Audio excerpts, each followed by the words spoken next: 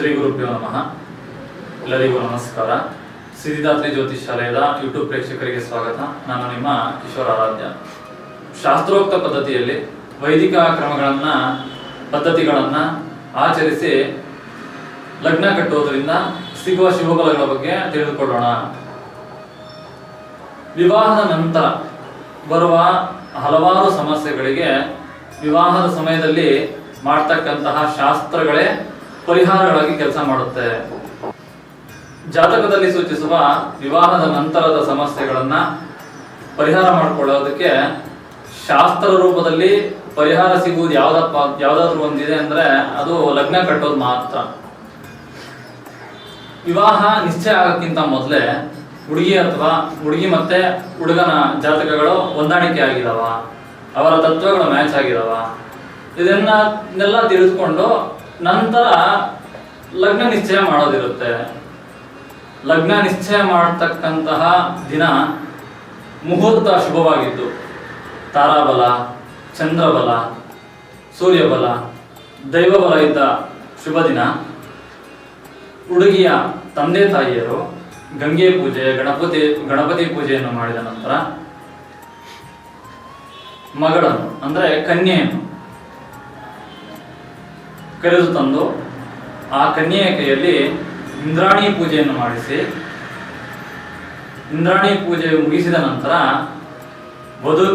ಹುಡುಗಿ ವಧು ಆಗ್ತಾಳೆ. ಕನ್ಯೆ ವಧುವಾಗುವುದು ಇಂದ್ರಾಣಿ ಪೂಜೆಯ ನಂತರವೇ.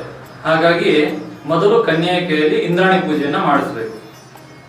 ಇಂದ್ರಾಣಿ ಪೂಜೆ ಮುಗಿದ ನಂತರ ವಧುವಿನ ತಂದೆ ಅವರ ಗೋತ್ರ, ಪ್ರವರ, 3 ತಲೆಮಾರಿನ ಹೆಸರುಗಳನ್ನು ಹೇಳಿಕೊಂಡು ವರನ ಕಡೆ ತಂದೆ ತಾಯಿಯ ಬಳಿ ಅವರ ಗೋತ್ರ ಪ್ರವರಗಳನ್ನ, ಅವರ 3 ತಲೆಮಾರಿನ ಹೆಸರುಗಳನ್ನ ಹೇಳಿ ವಧುವಿನಿಂದಲೂ ಸಹ ಆಜ್ಞೆಯನ್ನ ಪಡೆಯಬೇಕು. ವಧುವಿನ ತಂದೆ, ಈ ವಿವಾಹ ನಿನಗೆ ಸಮ್ಮತಿ ಇದೆಯಾ ಅಂತ. ವಧು ಒಪ್ಪಿಕೊಂಡ ಬಳಿಕ ಎರಡೂ ಕಡೆ ಇರ್ತಕ್ಕಂತಹ ವಿಚಾರಗಳನ್ನ ಒಬ್ಬರಿಗೊಬ್ರು ತಿಳಿದುಕೊಂಡು ತಾಂಬೂಲಗಳನ್ನ ಬದಲಾಯಿಸಿಕೊಳ್ಬೇಕು. ಈ ತಾಂಬೂಲಗಳನ್ನ ಬದಲಾಯಿಸಿಕೊಂಡ ನಂತರ ವಧುವಿನ ಕೈಯಲ್ಲಿ ಲಾಜಹೋಮವನ್ನ ಮಾಡಿಸ್ಬೇಕಾಗುತ್ತೆ. ಇದೇ ರೀತಿ ವಿವಾಹದ ಸಂದರ್ಭದಲ್ಲೂ ಲಾಜಹೋಮವನ್ನು ಮಾಡಬೇಕು. ಈ ರೀತಿ ಶಾಸ್ತ್ರೋಕ್ತವಾಗಿ ಲಗ್ನ ಕಟ್ಟುವುದರಿಂದ ವಿವಾಹದ ನಂತರದ ಸಮಸ್ಯೆಗಳೇನಿರುತ್ತೆ ಅದಕ್ಕೆಲ್ಲವೂ ಪರಿಹಾರ ಆಗಿರುತ್ತೆ. ಏನು ನಾವು ಮಾಡ್ತೀವಿ ಈ ಶಾಸ್ತ್ರಗಳು.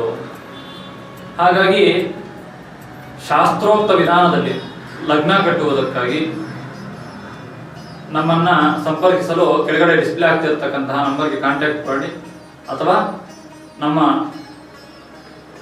ಸಿದ್ಧಿದಾತ್ರಿ ವೈದಿಕ ಆಶ್ರಮವನ್ನು ನೇರವಾಗಿ ಭೇಟಿ ಮಾಡಿ.